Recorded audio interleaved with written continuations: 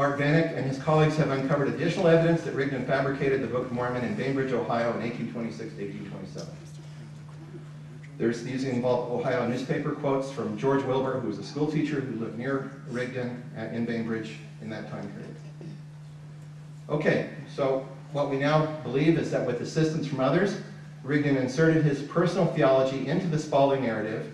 So we have the Spalding narratives here, manuscript found, then we have revisions to manuscript found, then it goes to Rigdon, and then by doing so, he created a new scripture, one that would, he hoped, dwarf Campbell's new translation of the New Testament. This new scripture would explain the origins of Native Americans, and it would link them to the prophecies of the Old Testament. So this happens in 1825. In 1826, Rigdon goes to the Bainbridge. He begins working on modifying the document. And what does he do? His goal is to, later on he called it puking Campbellism. His goal is to puke Campbellism by basically expounding the correct ancient order of things as revealed to him by God. Right? That's what he's going to do. And so what does he do? He puts in the ideas that are true in his mind from Campbell, and he puts in his own ideas that he knows are true about spiritual gifts and things like that. He inserts them, and all things in common. That's got to be in there too. Okay? He understood that his new effector, that for his new scripture to have an effect, it would have to be revealed through means that would appear miraculous. Moreover, because it contained doctrines for which he's already known, its disclosure had to be accomplished without exposing his own role in its creation. And then there was this critical issue of how to finance the printing and sale of a book. In late 1826, Rigdon and Cowdery, Rigdon met Oliver Cowdery, a young peddler of pamphlets and books then traveling through Ohio. This is a little speculation, but it's heavily documented, well documented, that he could have been there at that time period by Cowdery et al. In their book. So here we have Cowdery, Rigdon connected to Cowdery, and the book, who really wrote the Book of Mormon, which provides a lot of information on this. Oliver Cowdery, third player. Born in 1806 in Rutland, Vermont, excelled in school, traveled throughout upstate New York, visiting relatives, selling pamphlets, assisted with printing, and then teaching in 1828. His family attended the congregation of the Reverend Ethan Smith, author of View of the Hebrews, a book that fired his imagination. So, here's some additional plausible speculation. Intrigued by Rigdon's descriptions of a forthcoming American Bible and by his visions of America as a gathering place in fulfillment of the Old Testament prophecies, Cowdery visited Rigdon at his Bainbridge home and participated in revelatory sessions. And I've got some evidence to show that Cowdery did in fact believe he was getting revelations, or may have believed that he was having revelations. Cowdery understood the practical challenges that publication of this American Bible would present, and he knew that someone was needed to reveal it to the world. A showman with leadership skills, someone who could stage miracles, raise funds, and marshal an effective sales force. He knew just the man.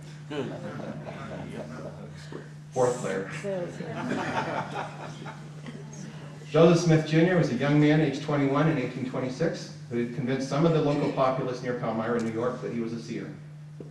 That's a person who can look into a rock and see things that other people can't see. He was trained as a seer by his father and Luman Walters, a well-known con man who escaped from jail in 1819. So if we do a timeline on Joseph Smith, so here we have Smith obtains a seer stone from the Chase well. He puts the stone in a hat to see where the treasures are hidden in the earth and by their spirit guardians.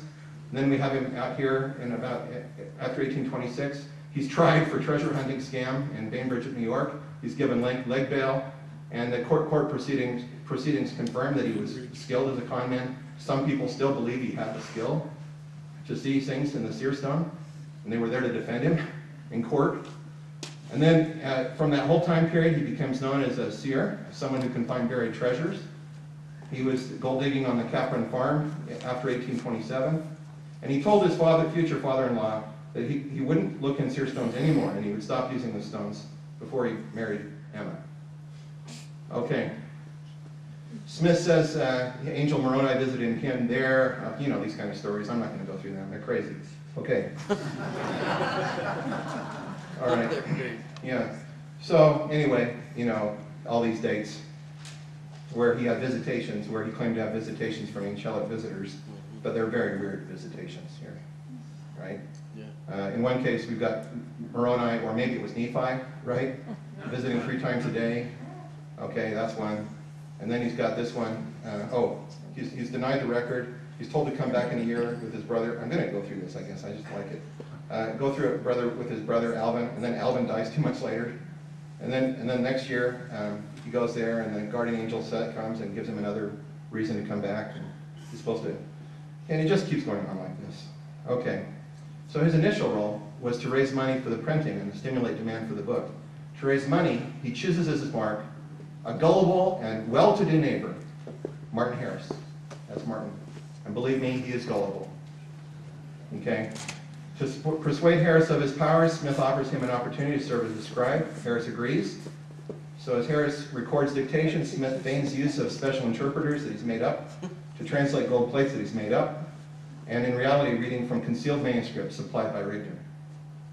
Once Harris had come to trust his powers, Smith asked him to finance the printing of the manuscript, assuring him that book sales would result in a profitable return in his investment. But the money for the printing was large, so Harris had to mortgage his farm, and so he needed lots of proof. He needed more evidence. Now, necessity is the mother of invention. Okay? I'm sorry for this being such a long story. And I think it's time for you to have a rest or something. But anyway. Okay. We're fine. We're really fine. You got another 15, 20 minutes. Okay, 15, 20 minutes we'll do that. Okay. So now we're to the lost 116 pages. In June of 1828, Harris asked Smith for permission to show the first 116 pages to his wife, Lucy. And maybe some of you have seen the South Park episode on this. Where, Harris, dum, dum, dum, dum. Lucy, smart, smart, smart, smart. Okay. All right. So Smith allowed Harris to take the dictated pages to Lucy and others. Okay. A crisis ensues when Lucy disposed of the pages, and Smith's not able to reproduce them, likely because the translation process or the dictation process involved destruction of the originals. So here we go. This is our scenario that we had before. So in early July of 1828, the lost pages occur, and what happens to those front end? They're gone. The front end is gone. Okay, we got a big hole now. Right? How are we going to replace them? How are we going to replace the lost pages? Well, this is where necessity is the mother of invention. Okay. So loss of the 116 pages evidently resulted in loss of the Spalding signal before Mosiah chapter 2, right here. You see, we do have a little bit. Very weak, though. It could have been made from fragments, right? Fragments. Okay, so it turns out that in the Doctrine and Covenants, Joseph Smith is instructed to continue his dictation from Mosiah chapter 2 onward. Okay? So the last 116 pages, the Book of Lehi, as it was called, included everything up to Mosiah chapter 2. Keep that in mind. Okay? Up to Mosiah chapter 2. There it is. That has to be, that's where the replacement of the lost pages needs to occur. And this has to occur in the time period 1828 to 1829. Spalding signal's weak. We expect it to be weak. Right? He's dead. Okay, under time pressure, sensitive to weakness in writing, Rigdon developed a plan to replace the lost pages. He'd create replacement materials, but he would need the assistance from Smith, Cowdery, and Pratt. Pratt, who's he? Well, he's a devoted Rigdon follower, and what I guess is that he assisted with the 1826 Bainbridge dictations. Okay? He was in the right place, the right time. Okay. Smith could continue dictation from second chapter of the Book of Mosiah, but proceeding slowly. That would be, or he would continue, using the Spalding Rigdon text that he had available to him. So he basically is going to continue forward, and he's going to be using as his scribes. So now he changes his dictation method. Before he was using the interpreters, but now according to the historical accounts, he's using his seer stone in the hat again. And the whole content of the Book of Mormon that we have today comes from him reading out of the hat.